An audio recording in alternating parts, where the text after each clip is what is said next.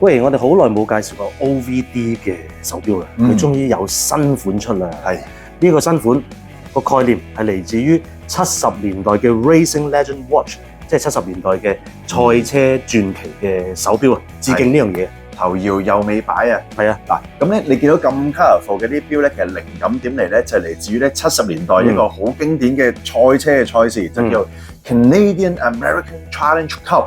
冇錯，所有啲靈感都係喺晒嗰個賽事入邊攞嚟嘅。係啦，係啦。咁啊，但係咧喺先講緊每隻錶佢嗰個各自個靈感係啦，喺呢個之前係關啲賽車元素咩事之前咧，我哋睇睇其實咧，我最中意拎隻錶上實就係佢嗰個鋼材係與別不同嘅喎。係啊，呢一隻錶係用咗大馬士革鋼做㗎。係啦，嗱，大馬士革鋼你解釋下啦。係啦，嗱，即係我都有下過苦功㗎，同埋都唔係第一次介紹呢個咁正嘅材料。嗱，大馬士革鋼咧，其實裡面咧係包括咗用唔同嘅鋼材係一齊擺埋一齊嘅。係咁，其實唔同嘅嗰啲鋼咧，即係啲 stainless steel 咧，其實含有嗰個碳嗰個成分係唔同嘅。咁有啲可能含得高啲，有啲係即係包含得多少少咁樣咧。有啲含得多啲，含得低啲。係啦，咁唔同嘅呢個含碳的程度，唔同嘅鋼咧就擺埋一齊，然後就當然係揼實佢啦嚇，一齊揼埋一齊，係揼埋一齊摺疊咁樣咧，不斷重複咧，再經過一啲即係加工嘅程序之後咧，就有啲咁獨一無二嘅紋理。咁所以咧，每一隻錶嘅大馬士革鋼嘅紋理走出嚟都係獨一無二嘅。係啊，佢除咗個紋嗰一面之外，你攞出嘅質感，哇，亦都係好聚手，好有質感。係啊，有 feel 啊！除咗殼有特別之外，其實呢一隻仲有一隻三力錶嚟嘅。啊，係三力錶係代表咩啊？係啦，嗱，你見到咧3點鐘嘅位置就係月份，9點鐘嘅位置咧就係個 day 啦，即係星期幾係咪啊？咁咧6點嗰個位置就係個日期嘅視窗嚟嘅。係嘛，通常做得三力錶都係用 Miyota 嘅9122機芯去做嘅。咁呢隻錶39mm 嘅啫，所以唔係好大隻。講完呢啲 spec 之後，我覺得最緊要係講咩啊？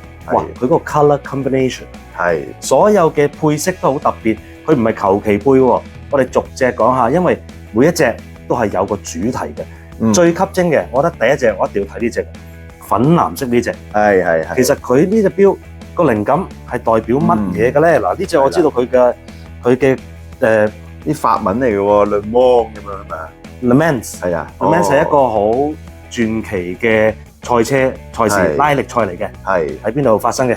法國利曼24小時耐力賽。係啦，佢呢隻錶就係代表呢一個嘅Le Mans嘅經典啦。原來佢代表住耐力喎，係嘛？同埋性能嘅巔峰。OK， 你覺得有耐力就嚟啦，係啦。呢隻色我覺得配色係最吸引。好，第二隻呢隻叫 Carrera， 係知唔知 Carrera 又代表喺賽車界嘅乜嘢咧？佢意思原來咧就係個賽道上的巡航者。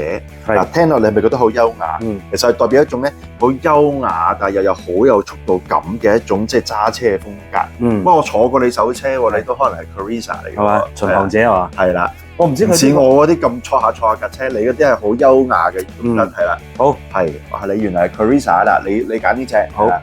第三隻，呢就係 Retro GT 啊！哇，其實而家市面上仲有好多 GT 嘅車嘅。係啦，嗱，我咧就唔係好識賽車嘅，但係都聽過一個鼎鼎大名叫做 Gran Turismo 啦。係啦，有冇聽過呢個 term 啊？GT 啦，其實好多車而家仲係有呢個 term 喺入邊嘅，有 GT 車。